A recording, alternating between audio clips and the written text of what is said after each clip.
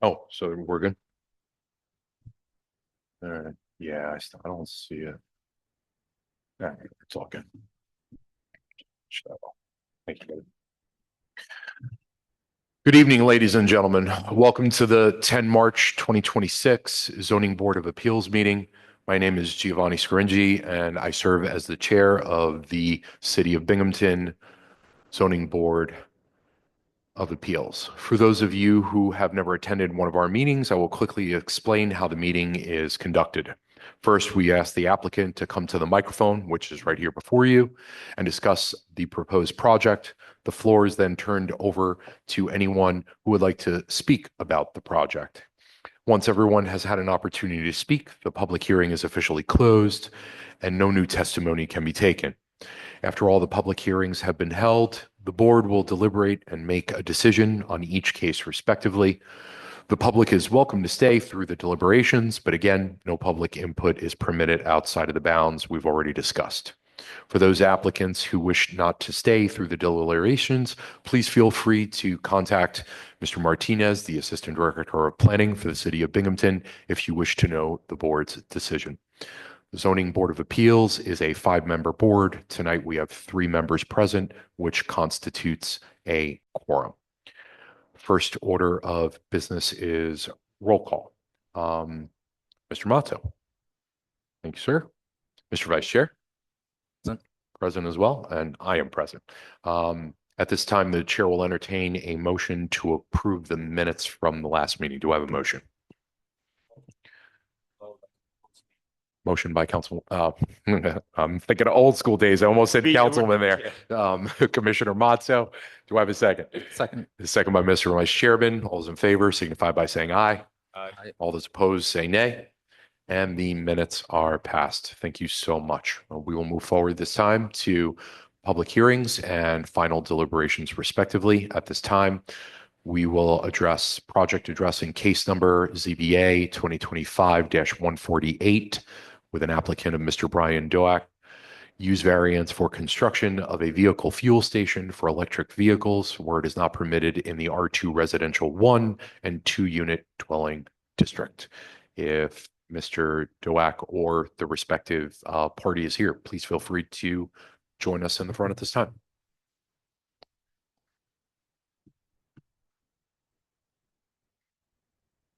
Evening, sir. Thank you so much for joining us. Just 2 heads up, just for the microphone, if you could just please make sure that the button is pressed so the green light is showing. Green light showing. And then if you could just speak directly into the microphone, please. They're very good at only a very close range. So my apologies, please. No the floor is, and if you could introduce yourself, the floor is yours. My name is Chris Granger from Eastern Energy Solutions. We're the contractor that's working with Rick and Neetu Singh regarding the EV chargers over the Prospect Street where they want to install the chargers. And I'm here to answer questions regarding the chargers. I wasn't able to make the last meeting. Absolutely. Appreciate you coming down. I've got a couple copies of the spec sheets if members would like to see them or need them or anything. I'm sure if you have anything that you would like to submit for the public record, we'd be happy to take it.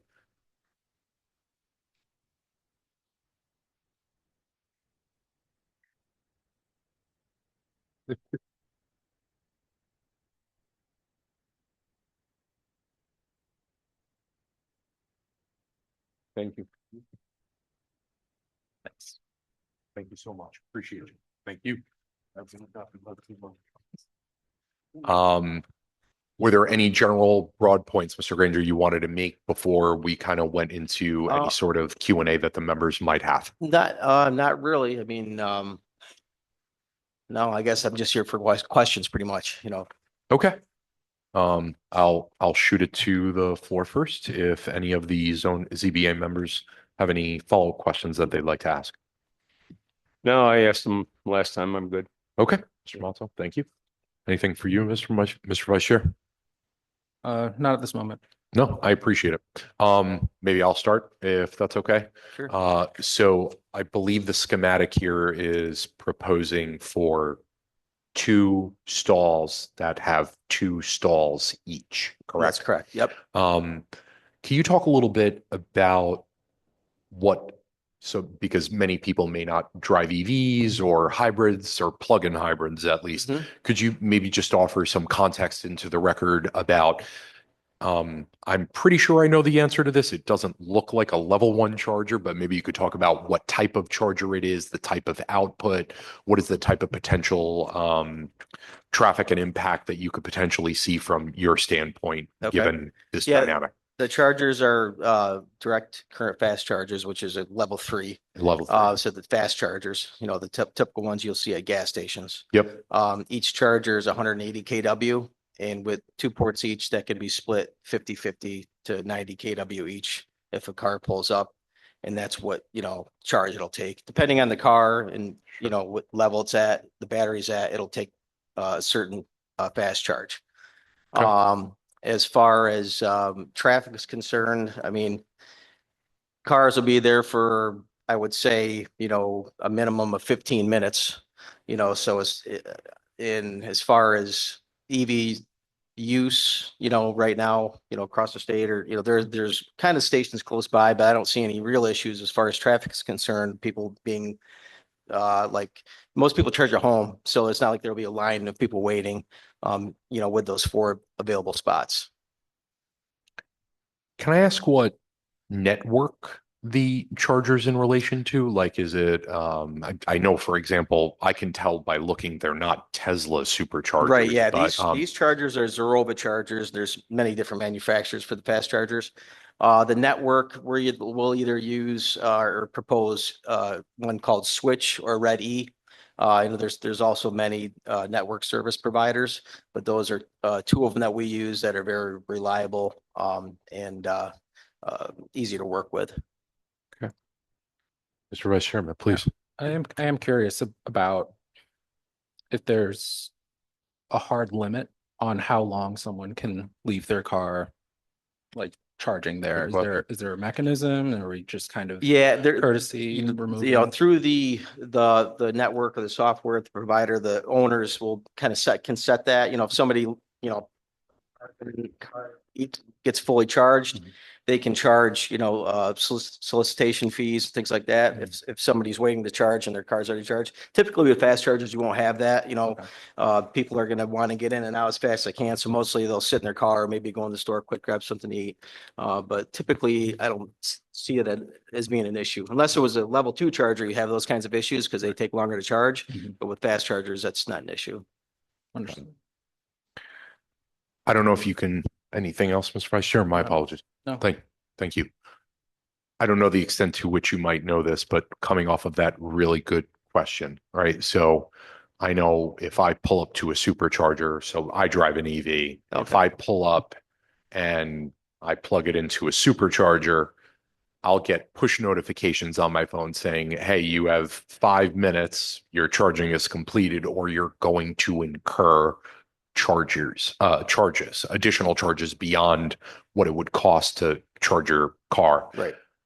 To the extent of the knowledge that you have, I guess one concern that I would have is what plan is in place in relation to the property owner if, say, somebody takes an EV and doesn't plug it in, but just walks away, or somebody with an ICE combustible engine car Right. pulls up and just, I mean, is it literally just the property owner or the business owner in this case? Does he or she literally have to pick up the phone, call the BPD, somebody's illegally parked, I need a tow, or a towing contractor that he or she, as the business owner, already has in place? Are those plans in place? That's a great question. Not that I know of, Okay. we're not part of that. Yeah. I'm sure they'll have signage up and, they will create a plan like that because Yep. obviously they're there to run a business. So they're not going to want to have chaos. So Sure. I'm sure they will have a backup plan, for those kinds of situations. They'll have an eye on the charging spaces at all times. And if something funny is going on, I'm sure they will have some kind of a plan. Okay. Anything, Mr. Martinez, Mr. Court of Counsel? Special guests? No, here, please. Just a procedural thing. The public hearing was left open at the last meeting. So you can ask if I can speak. If not, we need a motion to close the public hearing.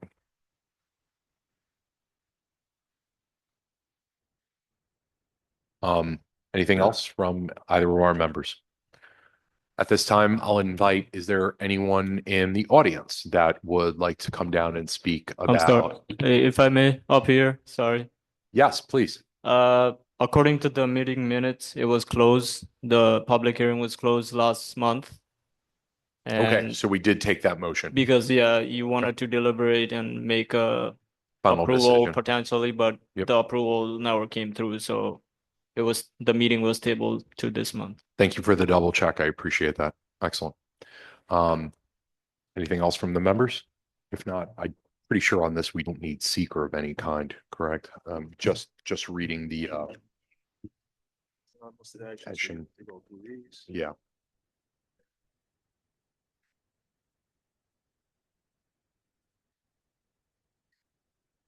Okay. Open that up to the floor as well in case they were interested in. Okay. So with that being forward, we'll start with the CF Part 2 impact assessment. The lead agency is responsible for the completion of Part 2. Answer of all the following questions in Part 2 using the information contained in Part 1 and other materials submitted by the project sponsor or otherwise available. When answering the questions, the reviewer should be guided by the concept, have our responses been reasonably considering the scale and context of the proposed action? So I, serving as the chair, should make a motion to, 1, declare intent to act as lead agency, and 2, to define the type of action under seeker. The chairman should then open the public hearing or set the date for the public hearing, which obviously has already taken place. Following the closing, which it did, the chair should lead a discussion evaluating if there are any of the following potential impacts. First of being, will the proposed action create a material conflict with an adopted land use land plan or zoning regulations? Anything from the members? I don't believe so. Will the proposed action result in a change in the use or intensity of the use of land? Anything from our members? By definition, is a use No. variance. Yeah. Will the proposed action impair the character or quality of the existing neighborhood? No, but I think they're going to improve it because looks like they're going to remodel the outside of the property, and even with the charging stations there, they're putting a Sure. hut up over the top of it, a lean-to type deal roof. I think it'll improve it.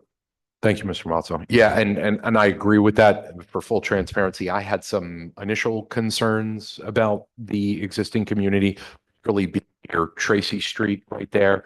But given the fact that this is technically 4 chargers in total, I'm assuming for what it's worth, right? So if I'm driving an EV and I open up my app on my phone and I see, oh, there's 2 stalls open. Once it kind of gets maxed out at that point, it would let customers know, right? There are no, Yes. yeah. Yep. Okay. So there's an order to that. So that's good to know. Thank you, Mr. Mazzo. Will the proposed action result in an adverse change in the existing level of traffic or affecting existing infrastructure for mass transit, biking, or walkways? It might more cars, but I'm also looking at the EV stations, not directly on the corner of Prospect and Glenwood. Right. They're over on the opposite side. So I don't really think it's going to have on traffic. Yep. Thank you, Mr. Mazzo. Yeah. Mr. Vice Chair. My biggest concern from the application itself was just that contradiction. Yeah. Talking about the number of customers expected versus, them indicating that there was not going to be a change in the number of customers, but it seems as though it seems a lot more clear at this point. At this point. And I'm in agreement. I appreciate it. Thank you. Will the proposed action cause an increase in the use of energy and it fails to incorporate reasonably available energy conservation or renewable energy opportunities? I guess on a technicality, it is a renewable energy option. I don't know, is there solar being installed to produce any of the electricity that's being used, or? They asked about that, but we kind of, didn't think it was the greatest idea. You know, it would just complicate things more. Wanted to put it on top of the canopy. Okay. But there's not much that, you know, that much KW of panels that you can put on top of that. So you might be able to take care of like the lighting or something. So I just didn't really see it as being something that's feasible to them financially, payback wise, things Particularly for a level 3 charger. like that. Right. Yeah. Yeah. Yeah. Nothing. You're going to do nothing for There- and the power for the charger. There's a lot of kilowatt hours pulling through that when someone plugs it. Yes, So, yeah, quite a No, I bit, get yeah. it. Thank you for that. Will the proposed action impact existing public-private water supplies or public-private wastewater treatment facilities? Believe the action, No. no. Will the proposed action impair the character or quality of important historic, archaeological, architectural, or aesthetic resources? I think Mr. Mazzo made a good point, right? Updates on the business as well, right? That's Right. overall a good general positive. And will the proposed action result in an adverse change to natural resources, wetlands, water bodies, groundwater, air quality, flora, or fauna? No. Will the proposed action result in an increase in the potential for erosion, flooding, or drainage problems? Again, high up there on Glenwood, and so we should be okay with that in terms of the pitch of the ground. Will the proposed action create a hazard to environmental resources or human health? Seeing none. So for every question in part 2 that answered moderate to large impact may occur, or if there was a need to explain why a particular element of the proposed action may or will not result in significant adverse environmental impact, we would then move to part 3, which we don't have here. Part 3 should in sufficient detail identify that impact and so on and so forth. Anything, of course, that might have a probability of occurring, duration, irreversibility, geographic scope, and magnitude should also be considered. So given that none of those were found or uncovered, we can probably move to a vote at this point. Yep, absolutely. Thank you, Mr. Martinez. So at this time, the chair will entertain a motion to move forward with ZBA 2025-148. Do I have a motion? I'd like to make a motion. Motion by To Mr. approve. Mazzo. Do I have a second? Second. Seconded by Mr. Vice Chair. All those in favor signify by saying aye. Aye. Aye. All those opposed, nay. The ayes have it. ZBA 2025. That was a motion to issue negative declaration for seeker, essentially is what Yep. that was. Okay. Yep, absolutely. Anything else on that logistically we have to follow up with? So, yeah.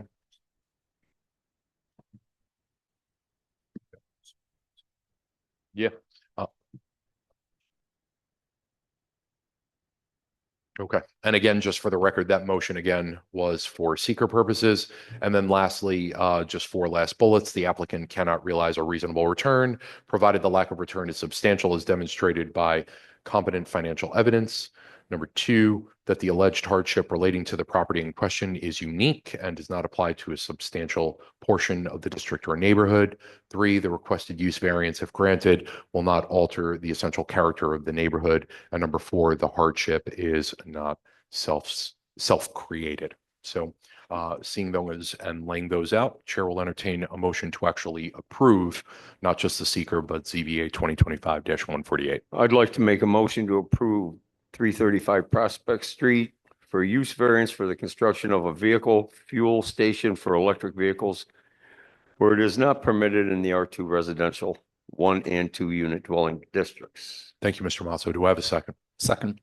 Motion by Mr. Mazzo, seconded by Mr. Vice Chairman. All those signify in support by saying aye. Aye. All those opposed, nay. The ayes have it. Great. Thank you, sir, very much. Thank you Thank for you. coming down. Thank you. Appreciate it. And thank you for the additional information as well. Yep. Anytime. Thank you. Absolutely. At this time, we will move forward with project address ZBA 2026-146 with respect to 407 Court Street. This is a sign variance for 198 square feet of inflatable roof-mounted sign, which is 18 feet by 11 feet, where it is not permitted in a C1 service commercial zoning district. And if GCE Incorporated or anyone else. That was I thought that was canceled. I think, yeah, It was they tabled. tabled that, They, right? they have requested that you all table it, so. Sure, absolutely. That does need a vote, Yeah. yeah. Can we get, Chair will, recognize a motion to chair ZBA 2026-146? I motion to table. Motion by Mr. Vice Chairman. Do I have a second? Second. Second by Mr. Matzo. All those in favor signify by saying aye. I All those opposed, nay. All right. ZBA 2026-146 in relation to 407 Court Street is tabled to the next ZBA meeting. At this time, we will move forward with ZBA 2026-26 in relation to 3 Hayden Street.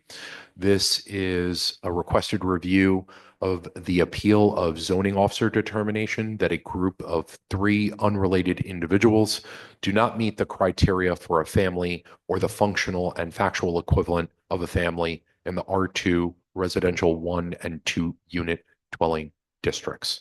And I'd ask representatives of New Symphony Ventures LLC or anyone that might be associated with that, please come forward at this time. Good evening, ma'am. How are you? Just again, might just want to make sure the green light on the microphone is on. And if you could maybe just please speak directly into it. This is good. Yeah, I think so. Thank you very much. If you wouldn't please mind providing your name and any relevant information, and the floor is yours. Yes. Hello, everybody. I don't know who I should be looking at. My name is Rita Aronoff, and I am through New Symphony LLC. I'm the owner of the 3 Hayden Street house. Oh, okay. So you're one of the 3 residents. No, Oh, no. I am the parent of one of the residents. Ah, and okay. it's My our apologies. house. Yes. Thank you. No, appreciate that. Absolutely. Oh, no, yep, you're good. You're good. Thank you, Mr. Corp Counsel. I will extend it to any members of the ZBA. Any questions you would like to ask? Mr. Matzo. Yeah, I have few Sure. questions. It's just 3 people, correct? Or is it a split family home with 6 people in it? Home split vertically. So there are 2 units, 3 bedrooms in each. People living in each unit. Oh, I'm sorry. Yes. Yeah, This- it's not your fault. The microphone works really well as Sure, long sure, as you're sure. I'm gonna speaking be- right into it. My gonna be- apologies. yeah. No, go ahead, please. So it's 1 person per bedroom, 3 bedrooms per side. So we have 6 people living at this residence. Yes, there are 6 bedrooms. Right, I understand that. That's fine. Corporation Counsel, Mr. Corp Counsel. where does this lead us to as far as can you give me a functional family definition?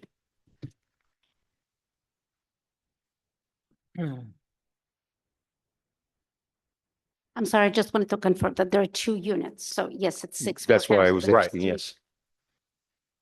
Yes, it's any number of unrelated individuals may operate as a functional family equivalent, where under several criteria that can be evaluated, whether the occupants share the entire dwelling unit, that could be established through pictures of the bedrooms, showing no separate locks on the doors, that members don't have individual bathrooms and share one. The next criteria is whether there is stability within the household. And there are several sub-factors for that, such as minor children residing regularly in the household. I don't think that's an issue here. So their proof of sharing of expenses for food, rent, or ownership costs, such as sharing in preparation, storage, and consumption of food. Can be established by providing copies of grocery receipts, redacted copies of shared bank account statements, copies of utility bills, copy of lease agreement expressly stating that the rent is for the entire dwelling unit divided among the tenants, copies of any advertising or online posting that's showing that the rent is for the entire dwelling unit. The next factor is whether the address is used by all members of the household for important documents such as voter registration, driver's licenses, motor vehicle registration, or filing of taxes, using that address as their primary address, and whether members of the household have other residences. So that could be established by providing appropriately redacted copies of driver's licenses showing the addresses used. Same with any tax returns or copies of job applications or resumes showing the subject address is their primary contact. Common ownership of furniture and appliances is the next factor to consider. And that could be established through any credit card, appropriately redacted credit card statement or text message and email threads showing that they're pooling together their money to purchase whatever furniture or appliance they're looking for. Any copies of lease agreements explicitly stating that tenants are responsible for their own appliances and furniture. And then the next factor is whether household members are employed within 100 miles of the city of Binghamton, which could be established through copies of appropriately redacted pay stubs, a letter on company letterhead stating the household member works for that company, sort of that nature. The next criteria or factor to consider is showing that the household members have been living together as a unit for a year or more, and that doesn't have to be in the same dwelling unit, could be under other dwelling units. Such as prior lease, which could be established through prior lease agreements, dormitory room assignments, if there's an issue of ownership of property, prior recorded deeds.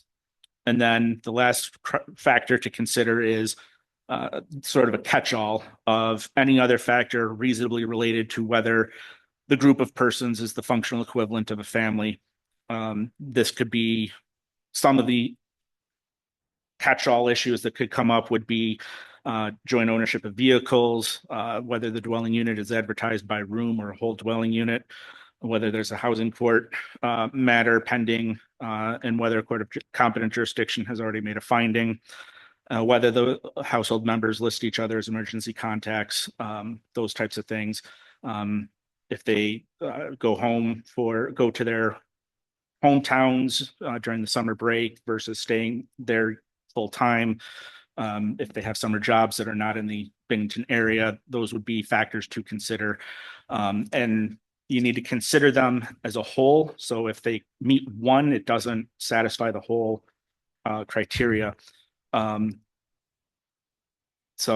well, thank you. I've been looking at their notarized paperwork, and this is for Jacobs, Nicholas, and Sasha's. And it seems to meet all those criteria according to the notarized paper. I do not see one for the other side of the property. So I'm not aware of one being provided for the other unit members. Also, our code prosecutor, Attorney Elizabeth Rossow, compiled some paperwork to oppose this request to have the zoning code enforcement officer's finding overturned. I'm not sure the procedure because I've never had to try to present before as counsel to the ZBA. So, but I have copies to pass around to the members, and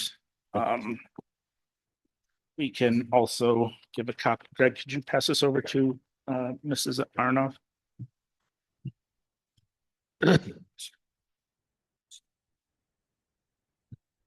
To appeal.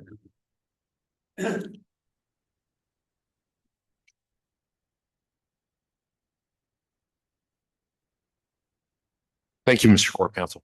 You're welcome. And if I can just raise Sure, please. Of one course. issue of Attorney Rossow's that I think would is a procedural matter.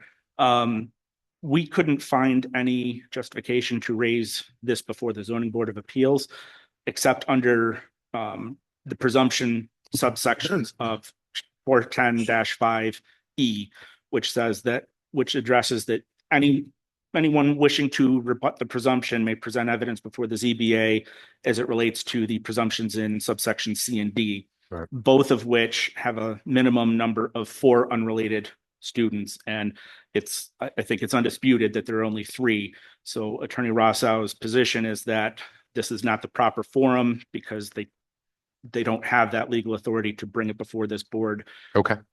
Because they're missing they only have three. It expressly states 4 or more unrelated or 4 or more college students, and then goes into the definitions of that. So just additional information to take into consideration while you guys deliberate this petition. Thank you. Thank you, Mr. Corp Counsel. Thank you.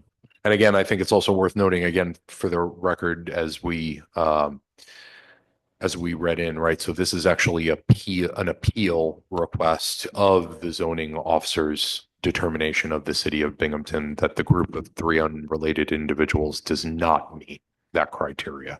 So that has already been constituted and presented. So thank you. And thank you for the information as well. Mr. Matzo or Mr. Vice Chair, would you like me to go to the other side for maybe some more additional information or? Well, I mean, I didn't take the Evelyn Wood speed reading course. Yeah, sure. All this. I know our City of Binghamton And, zoning officer is here. I'm happy to yield the floor to And I'm, if you maybe want to speak to anything in your findings. but if there were just 2 people, they could live together, correct? They would still have to establish that they function as a family equivalent unit, if they're yeah. not related. Exactly. So a boyfriend and girlfriend, yes, they could, but they would have to establish that they share the whole unit. They have common share groceries, have share and I purchasing understand that. requirements. Yes. Yeah. Okay. They just don't have the city doesn't have the benefit of the presumption that they're not a family equivalent because it would just be 2 people. Correct. I just don't want to set another precedence in the city and have the whole city run amok with. And I don't mean to say it the wrong way. If I did, I apologize. But with having a non-functional family or a functional family units all the way through the city, when I was on city council, we didn't want that. And I really just not rather see it now. I'm sorry, I didn't hear that last part. I said, I'd rather not see that happen now. Even like I said, when we're on city council, we didn't want it to happen as far as that goes. And I know over on the west side, they stopped it quite a bit. And I just don't want to see that happen running through the whole city. Sure. Because we're going to set a precedence if we say yes to this. Thank you, Mr. Malzo. Thank you, Mr. Corp Counsel. Anything just want to give an opportunity if anybody wants to offer it. Mr. Vice Chairman, anything you'd like to at this time? I mean, I would love to get a chance to at least read through this, but I Agreed. appreciate Mr. Ronso's perspectives, and I want to take that into consideration as well. Thank you, Mr. Vice Chair. Yeah, I agree. I think this is important and relevant information that's been presented. So again, just to confirm, so this is a 2-family home and there are 3 people on each side that are, is that correct? Okay, thank you.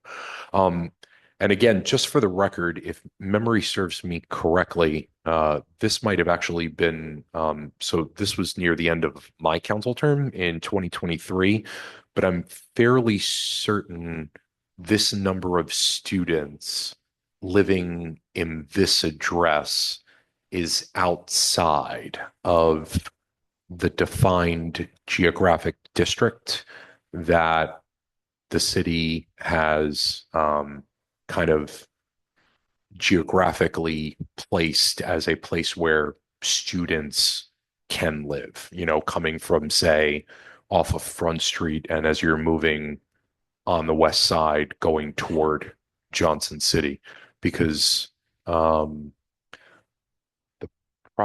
3 Hayden, yeah. That's near That's in the R2 district, so it would not be allowed over there. Yeah, If exactly. it's in Yeah, the R3, it would have been allowed use with proper. correct. Yes, exactly. So, Mr. Mata, something you wanted to add or? No, I don't know. I just don't think it's the right fit for this neighborhood.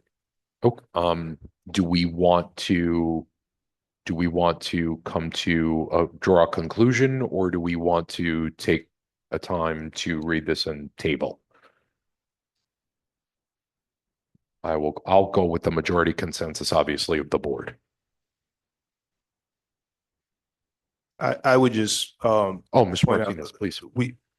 regardless of what you decide, whether you table it or vote tonight, we do need to open the public hearing first and Correct. take public Yes. comment. Absolutely. Yeah. And actually, this is probably a good time to do that. We need a motion for that.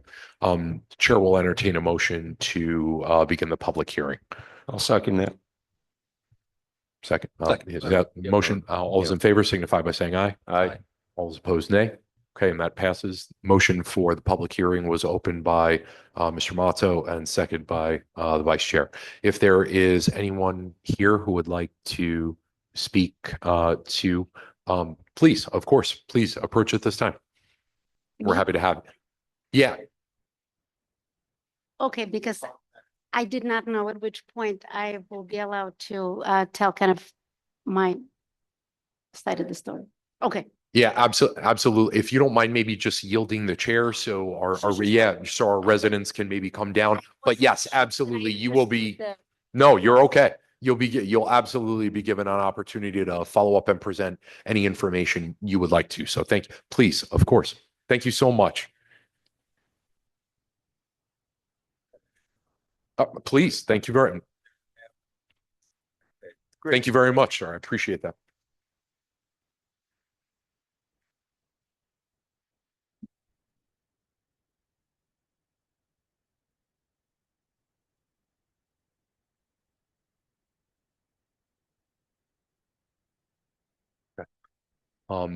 We do provide all speakers with 5 minutes each, so I will completely respect if you would like to each go separately and 5 minutes on your own.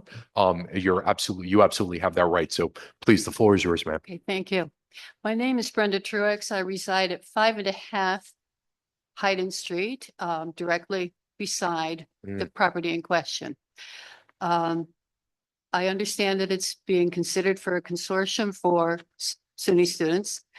I have lived in my home for almost 50 years. Neighbors throughout the years at 3 Hayden were families, older people, a variety. It's provided a safe and quiet home for a neighborhood to come home to. I've recently seen some huge parties of students taking place in some former homes on our beautiful west side, especially over across from Robertson. There's a home there. I'm concerned about that happening next door. Sure. The lovely triangular park that is across the street from Hayden, Mendelssohn, and Schubert Street is the Fritz Wallenberg Park, and it could easily be a place for parties to spill over into. This is a big concern of mine. Sure. In fact, any activity and noise that happens all around the park spills into other homes. We hear what happens. I have a dog that barks. I have to bring him in, so I'm not torturing 3 blocks of people. So we've got a very quiet and a very respectful neighborhood and friends on our streets. And I don't think we need 6 unrelated students coming and going with cars, with parking, and the situation that may bring. And then I want to go on and talk about the parking. We already are affected by the amount of street parking on a daily basis. Hayden and Mendelssohn are very narrow streets. They have 3 lanes. If there are 6 cars attached with this home at 3, and you start looking through how many cars might be just on Hayden Street alone, there's not enough parking. As it is, I have often tried to get out of my driveway. I've had someone on either side of my apron and someone directly across from me, and I cannot get out. Then complicate it with one side of the street parking that we have in the winter. I don't think we're going to have enough room. So go ahead. So we have 4 duplexes where the residents of one half of the houses have to park on the street because there's generally just one spot for each half house. Sure. So they're all duplexes, every single house, with the exception of 5, 7, 11 or 9. Hayden, the one on the far corner, that's a Good. single family home, and that doesn't even have a driveway. So the possibility of there being a total of at least 10 cars parked on our little street. It exists. So I really believe it's the responsibility of SUNY to find housing for these people instead of our Binghamton community. That this is housing for our community, our children, our families. And I want some respect for our safety, our peace and our quiet and the relationships of the community that we all have with one another. And I realize it's your responsibility as city council members to manage and protect our city, the laws and the properties within the district. So I point out that absentee landlords and students that are placed into homes do not vote for you. We do. And we respect what you're doing and we're very grateful for the work you are doing. And I beg you not to approve this consortium for the neighbors that I have lived with for 5 decades. Thank you. Thank you so much. I appreciate you. Sir, would you like an opportunity to be able to?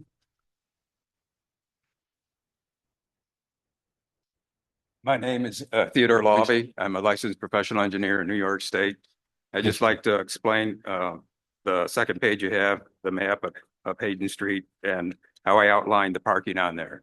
I used, well, Hayden Street is 50-foot right away, 30 feet curb to curb.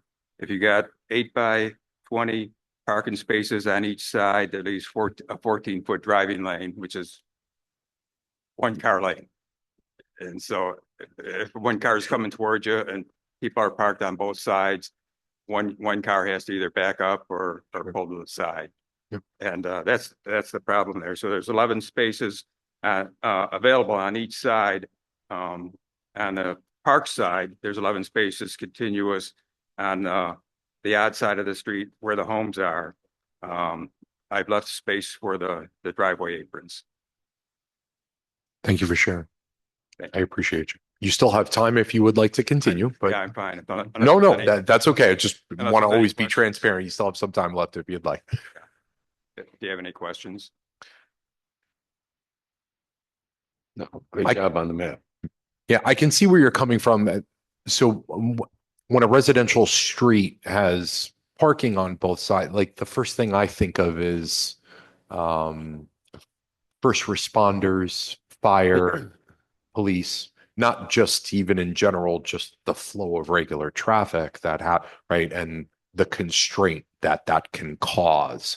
If they're kind of doing one of these as they're going through the street and a home is on fire, that, from a readiness and preparedness standpoint, that's a problem in terms of getting to that particular location as quickly as possible. So, yeah, I appreciate that. Thank you. Any questions from our members? I'm fine. Okay. Mr. Vice Chair.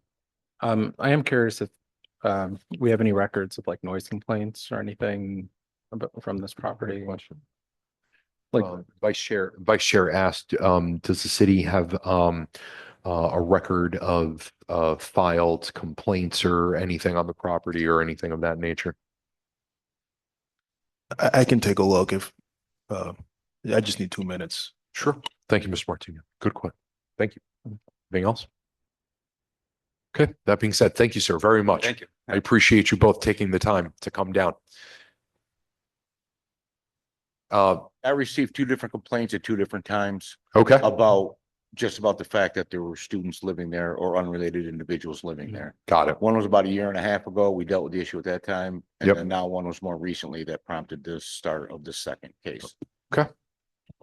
Thank you, Mr. Does that Chairman. answer your question or were you looking for additional things beyond that? whether it's like anecdotal or like formal complaints that were filed. I think that would help build a picture and substantiate. To the best of my knowledge, we never received any like noise complaints. Yeah. But But inherent in the actual complaint was concerns about like excessive trash and garbage and Yeah. parking and so on. So I think Thank you. that's Thank you again, both. Yes, sir, please. Did you want to come down and speak or? Oh, this is the public comment. You're more than welcome to. Absolutely. Please come down. While he comes down, the The only other complaint was trash and garbage in May of 2024. Okay. Thank you. Thank you, Mr. Martinez. Thank you so much for coming down. Yeah. We give every speaker 5 minutes, and the floor is yours. Thank you for coming. Hi, so just for context, my name is Benjamin Lin. I'm one of the residents on the left side facing the street. So you mentioned Jacob, Sasha, and Nick was one unit. So I'm part of the other unit, which is Benjamin, August, and Daniel for reference. Yeah, so just to, I guess, describe the situation, when we arrived to the neighborhood, we were actually welcomed with open arms. Both our neighbors to both sides, including one of the speakers who just spoke, said, "Welcome to the neighborhood." They said that whenever we had any questions about the neighborhood, we could always ask them. We could, anything we wanted, anything we needed. I felt pretty welcome, so I was pretty happy with my decision to live on the west side. I was pretty welcomed by the community, which was nice. And yeah, that we didn't cause any ruckus for what I can imagine like more than any neighbor in the neighborhood. There obviously was a disturbance in terms of like there was a big disturbance in the neighborhood of like some sort of crime that happened that affected the whole neighborhood, but that had nothing to do with us. Unfortunately, it was like a shooting that occurred. But yeah, so the neighborhood has been great. I don't think we've caused any noise or problems to affect anyone. Just to hit on some notes, because I know you said there was no like record of our shared. We do share expenses. We have a couch we bought together, which we have proof of, like text messages that we all chipped in for that. So I guess I would touch on the shared appliances and I guess furniture. Yeah, so there's always, in terms of this parking, there's always at least one spot open on the street. We have a driveway which could fit 2 cars, which we try and fit 2 cars because obviously we know we don't want to take we're not trying to be as a burden at all. Just for some like benefits that we get, we aren't home most of the time, right? So we like there's no ruckus to be caused, and at night we couldn't be calmer. We sit in our neighborhood to watch TV, and as like a family unit, we just relax together. There's never a door. There is no locks on any doors, so there's no way any of us can be separated. We're in the kitchen all the time cooking together. I mean, we've been living together before this house the past 2 years. So that would touch on that note for that reference. And it's completely two separate units. So it's not more than three students living in the house. It's two different units with 3 students each. It's completely separate. There's separate entrances. The only connecting them is the attic, which has locked doors on both sides. So I mean, I don't see how you can make a point that it's the same residence. It's two completely different units. 3 students living in each, different bathrooms, different kitchens. And yeah, on each side, we're both very family oriented, as you saw from the shared grocery receipts of the previous records from Jacob, Sasha, and Nick. And again, we have the same thing. I don't know why it wasn't exactly. I think we tried to submit it, but if you accept later submissions, we of course can do that. But yeah, we have a couch that we bought together, and yeah. So again, just touch on a couple of notes. The parking never seems to be an issue in the neighborhood. We were never really like told we were being a burden. In fact, opposite, we were open. We were like welcome with open arms in the neighborhood. And we also like this is a good point that a benefit that we also very much benefit the local economy. I mean, we shop at local shops. We go to Price Chopper, which is 2 blocks away. Basically, all of us go almost every day to buy. We benefit local community and economy. We never throw parties in that park across the street. We sometimes go play catch with a football, which I would say is pretty normal family behavior to do that. Yeah, so I just think that exactly what the court council member was explaining and listing out is exactly what fits our description on both sides. And yeah, so I just feel like I guess I just wanted to put my 2 cents in there, and like if anyone has any questions, since I'm a resident of the unit itself, I can answer that. I appreciate that. Thank you so much. Yeah. Thanks for the input. Rita, would you like to please? Yeah, absolutely. And we'll keep the public hearing open for now.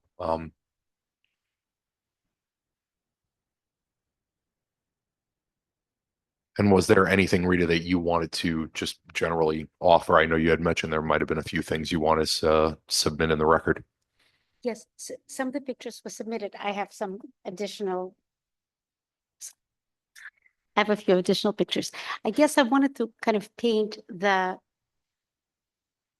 bigger context into which Benjamin's story fits in. We bought this house with a specific purpose of having our son have a comfortable living experience while he's at school. We have 3 kids. Jacob, who lives on the other side of Benjamin, is our middle child. Our daughter went to Binghamton. When she had her off-campus living experience, we had concerns, and we wanted to make sure that Jacob is comfortable. He is not a party person. He likes quiet. I don't think there's been a single party in that house, but you would, friends sometimes have come over. It's not a college party by any means. They have a backyard, which they use to, if they do, hang out all together. Jacob knows Benjamin and 2 housemates on that side for the whole of 2 years. As soon as they went to Binghamton, they all met. Jacob's roommates on his side, he knows from middle school. They live in the neighborhood. They've played on the same soccer team for years. One of them went to the same high school. So he knows them, I would say, one of them, and maybe 7 years, the other child. We know specifically their temperament. We did not want to buy this house to make money off of it. It's not a commercial venture by any means. We do not own any other properties besides our house where we're living in Brooklyn. And this one, we have one more child who is currently in 11th grade who in 2 weeks will be visiting Binghamton because we hope that he will also be here. We love the university. We love our kids' experiences here. And it was very important for us to make sure that our child is comfortable. And we did what we could. They are, like Ben just said, they're great members of the community. My son, Jacob, he volunteered in the emergency room. Benji volunteered at the EMT. My son and Nick Yurushkevich, one of the other boys, they volunteered top soccer also. They play soccer. They themselves are soccer players. They play soccer with disabled children. They really are, I don't know, they're upstanding citizens. And we are very happy about being able to make sure that our child is comfortable, and he certainly is comfortable not at any expense of the neighborhood. They were, I think, the only family on the block who gave candy on Halloween. I have pictures of that. I have a picture of Jacob and Sasha sharing Sam's membership club. They have everything in common, these kids. Thank you, And Rita, very much. that was the purpose of us providing for him. I appreciate that. Thank you so much for the input. Absolutely. Anything from any of the board members? Mr. This Moss? is not about the young men that live there or friendship. That's not what it's about to me. What it's about to me is it doesn't fit the criteria of the neighborhood. The 3 people on each side. You're allowed 2. We went through this when I was on city council. It just does not meet the criteria of that area. So, I mean, no matter how far we go with this, I'm not going to go along with it. I apologize.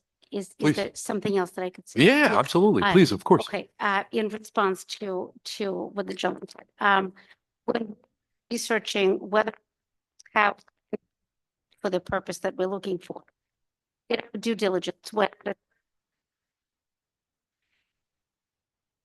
we had to rely at some point on the information that will be given by an attorney that if it is under 4 people per unit,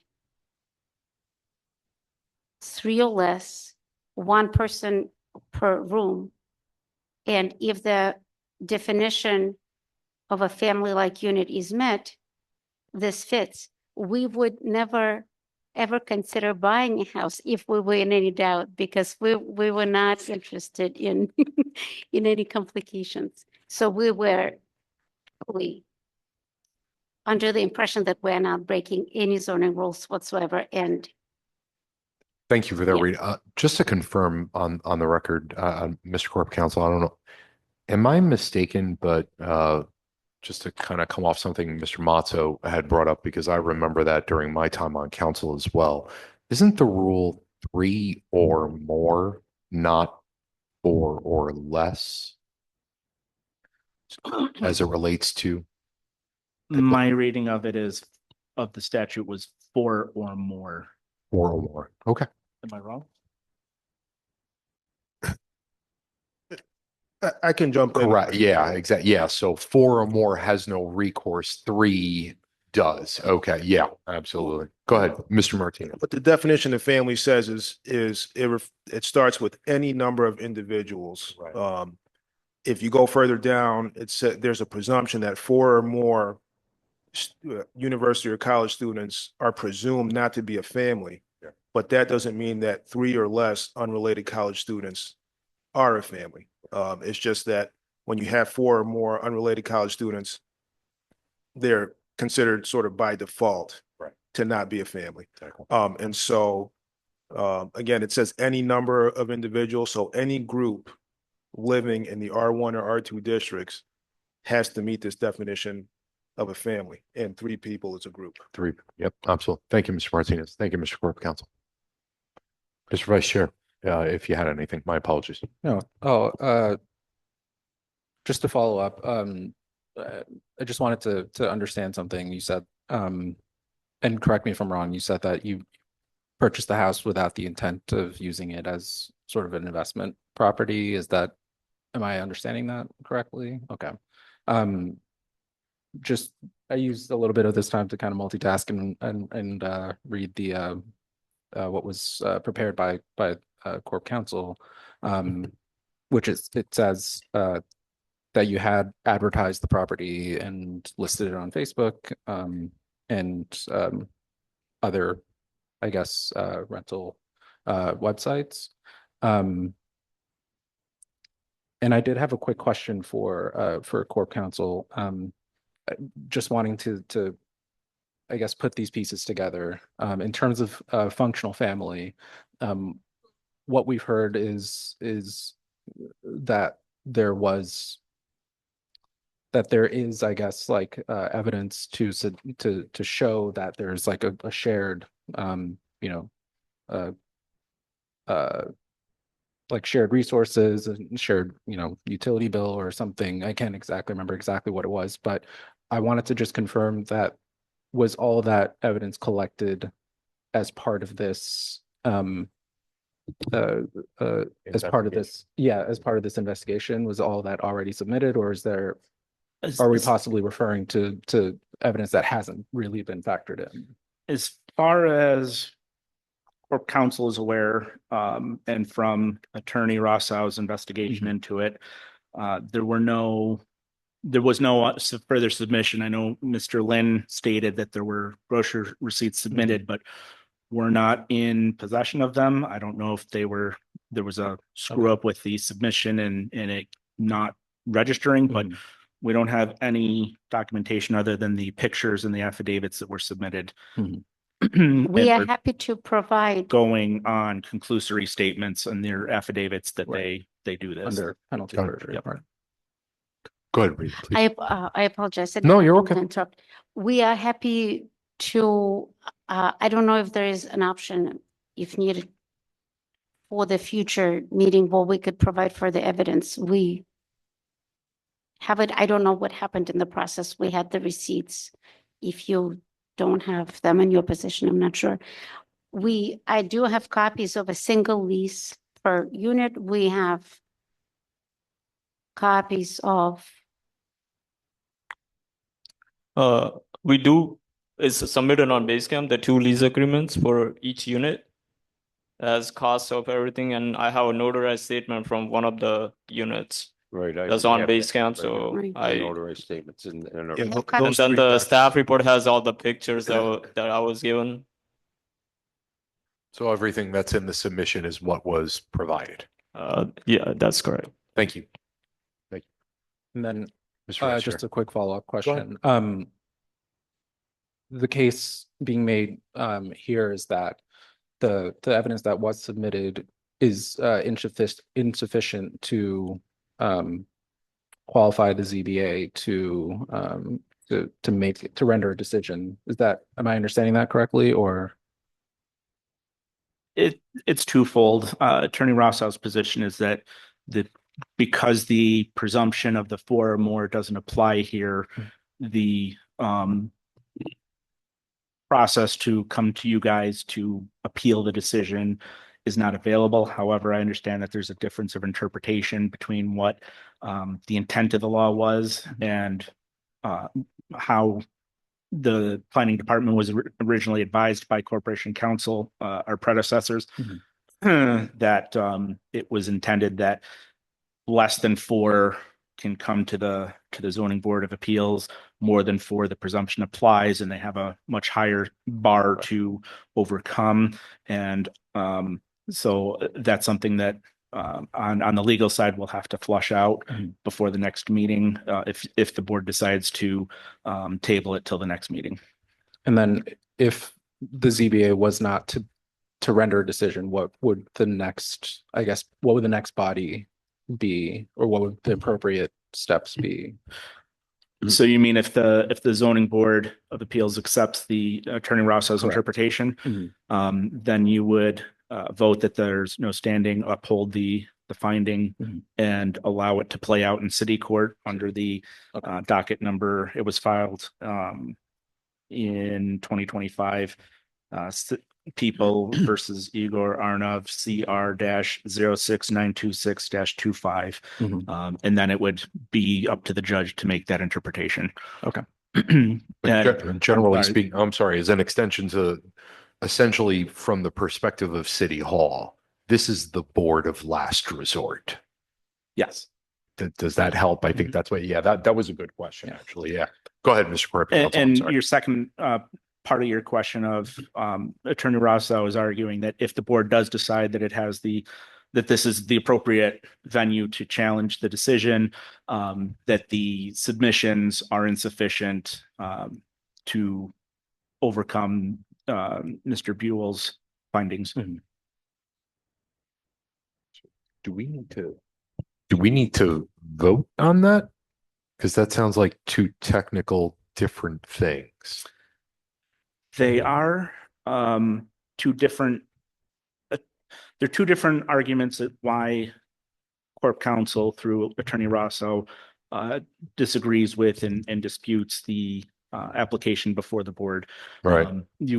I think, and Tito, correct me if I'm wrong, but I think it would just be a vote to either uphold or reverse the findings. Okay. Yeah. And then your basis for it, you wouldn't have to have two separate votes on whether you can go forward and then whether there's sufficient. It would just be one vote of we're upholding or we're reversing and our reasons for why.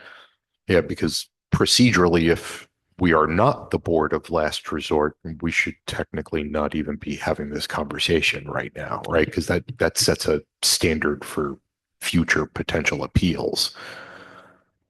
Well, I think you can have the conversation to determine whether the interpretation of Rossow is the prevailing interpretation or the prior the planning department's understanding of the original intent of the meaning. And then based on that decision, if the board decides that they are not the board of last resort, then you shouldn't continue any further discussion in terms of whether the factors are established. Yes. Okay. If the board decides that they are the board of last resort, then conversation obviously would be appropriate to have. Thank you, Mr. Corp Counsel. You're welcome. Mr. Chair, Yeah. I'm looking at this. If we approve this, we're setting a precedence and it can run wild in the city. Just my opinion. Yeah, I mean, I'm going to be honest. You know, one of the concerns that I have is that, and again, I think we kind of touched on this a little earlier. You know, during my time on council, we actually passed a local ordinance to not allow this, right? So, you know, and then it kind of populated out the respective numbers of 4 and above or 3 and under. But as Mr. Martino's correctly also pointed out, regardless of the size of the group, it would still have to entertain, those individuals would have to entertain that process, right? So, yeah, Mr. Mazzo, I get it totally. Yeah, absolutely. So, I mean, if you want to, I don't know if you want to vote on this tonight or if you want to table it till the next meeting to think more. I will go with the majority consensus of the Um, board, and for what it's worth, why that, go ahead, Rita, please. I apologize. I don't understand all the lingo here. Yeah. My understanding, our understanding, Igor's and I, understanding of the regulation was that in this zone, if it's 3 or fewer individuals, Mhm. if you could present a picture of the group of 3 acting as a family unit, that it is allowed by the local law. This is what we were told when we were buying the house, and this is what we read and understood as recently as yesterday while preparing for the. Yeah, so hearing. maybe I should be more intelligent and lend to Mr. Corp Counsel here, but you know, so I can tell you, and I know that one of the subcategories, as Mr. Corp Counsel pointed out earlier, is whether all of the residents are college students. And if memory serves me correctly, one of the categories is, are they living in the residence 12 months out of the year, or are they only here 8 months or 9 months, whatever it is out of the year, once you subtract the 5 to 6 weeks of the winter session that they're off, and then they're basically not in school from mid-May through the last week of August, right? So I mean, that's so So then is it, does it say somewhere explicitly that college students are not allowed to live in that part of town? I actually believe, Mr. Corp Counsel, if you want to address that, but yeah, that is actually one of the categories. Yes. That they're Mr. not allowed to live just because they're college students? The statute says that it's any number of unrelated people. So any meaning 2 or more unrelated living together. The presumptions that where the number 4 comes in is if they're all college students and there's 4 or more, you're presumed not to be a functional family equivalent. Right. But because there's 3 or less, those presumptions don't apply, but they still have to establish that they meet the functional family equivalent, which is determined by the factors that I started out with at the beginning of this discussion. And Mr. Buell had stated that the property is located in an R2 district where unrelated people living together is not an allowed use in that district. I'd also like to add that it's not that college students are not allowed per se, it's that unrelated college students aren't allowed. So if they happen to all be college students, but were actual relatives of some kind or met all of these criteria, then they would be considered a family and they would be allowed. So, But if they're meeting the criteria of a family equivalent, and that's what the board's That's what looking we'll- at, what you submitted, and it sounds like, and you all can correct me if I'm wrong, you're not convinced that all the criteria are being met. so Well, would it- again, one of the criteria is the continuity of residency, right? I don't know if you want to expand on that, Mr. Corp Counsel, but Give me a second here. I can say something about that. Part of the intent of this is stability in residential neighborhoods. That all of those criteria equal a stable and permanent family unit. And so when you have students who are all leaving for different breaks, coming and going, don't live there year round, aren't employed year round in this area, that is not a stable group. And that goes against the goal of this part of the zoning ordinance. Yeah. I understand that. I understand that. I guess my question is, you mentioned it's not a matter of them not being students.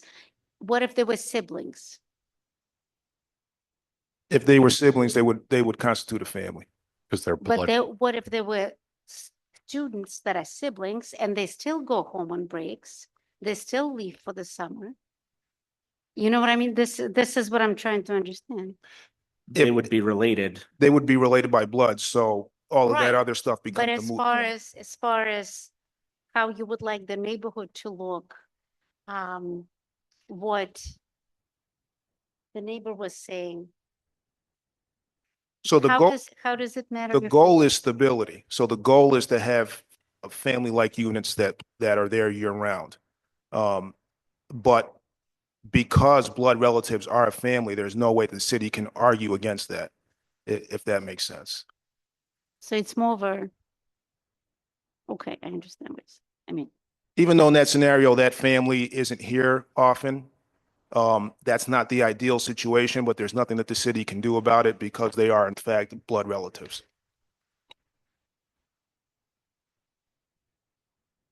Mr. Martinez, if the board chooses to table, can we keep, I'd like to be able to see if we can maybe keep the open comment period open. So in case residents want to come back, they have another, whether it's our residents and homeowners who are here or maybe other neighbors, or I want to give them that equal opportunity as well. I'm assuming we can do that, correct? You have the right to leave the public Yep. hearing open. Yeah. Thank you, Mr. Martinez. Mr. And would Johnson? I be able to provide more additional documentation about them being? You absolutely would be able to come back 100%. Okay. Yes, absolutely. So does it mean that today there is no final decision on the No, case? there's no final decision If today. if the board chooses to table it, yes, that would mean that, and then we would wrap that discussion up potentially at the next meeting. Yeah, absolutely. And to answer your question again, yes, you would absolutely have the right to come back. And for what it's worth, with openness and transparency, because I had a quick chance to speak with Mr. Corp Counsel, I know that this is something that Mr. Matzo and I actually dealt with a lot during our time on council, but we always like to be open and transparent. I am a faculty member at SUNY. My concern was maybe, do I need to recuse myself? But Mr. Corp Counsel pointed out to me, as I do not financially benefit from, I clearly don't own the property. None of them are my students. I checked the names. I didn't recognize any of them. So I feel I don't have to recuse. But again, I always like to be open and transparent for our residents who we are responsible to. So I just like to put that out there just to be open and transparent. The chair will entertain. I'd like to make a motion to table this Okay, so I can go through this deeper, sure. to Do be I have a honest second? with you. Second. Absolutely. So a motion to table, forgive me, my apologies. Motion to table ZBA 2026-26 to the next meeting. All those in favor signify by saying aye. Aye. All those opposed, nay. All right, and the ayes have it. And again, the motion to table this and keep again, just to be transparent, the open comment period open was motioned by Mr. Matzo, seconded by Mr. Vice Chair, and the ayes have it. So I want to thank all of you for coming down. We really appreciate it, and we look forward to potentially getting some finality at the next meeting. With that being said, the chair will entertain a motion to adjourn. Motion to adjourn. Sure. Second. Motion adjourned by Mr. Matzo, seconded by Mr. Vice Chairman. All those signify by saying aye. Aye. Aye. And the ayes have it. We are adjourned. Thank you, everyone. Have a great evening. And when is the next meeting? I'm sorry. Second second Tuesday. second Tuesday of every month, 5:15 PM. So that would be, forgive me, I'm going It to would be bring my April calendar. 14th. Yes, for April 14th. Thank you very much. April 14th, Mhm. Tuesday, 5:15 Mhm. PM. And we might be actually traveling for college tours with our youngest child. Totally understandable. So then we go to the following meeting? If you want to send someone in your place, you could, or, as a representative for yourself or for New Symphony Ventures as well, they can do that also. Sure. And if we can't, then does the case go to the following meeting? I'd say that's up to the board, whether you want to table it again or you want to vote at the next meeting. You are entitled to vote at the next meeting, whether they're present or not. Yeah, for full transparency, we can't answer that question. For full transparency, we can, if the majority of the board chooses to, the majority of the board can vote at the next meeting. But just object. Regardless of our presence.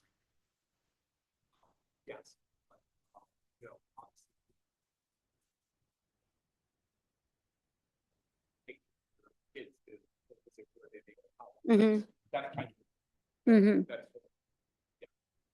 Thank you.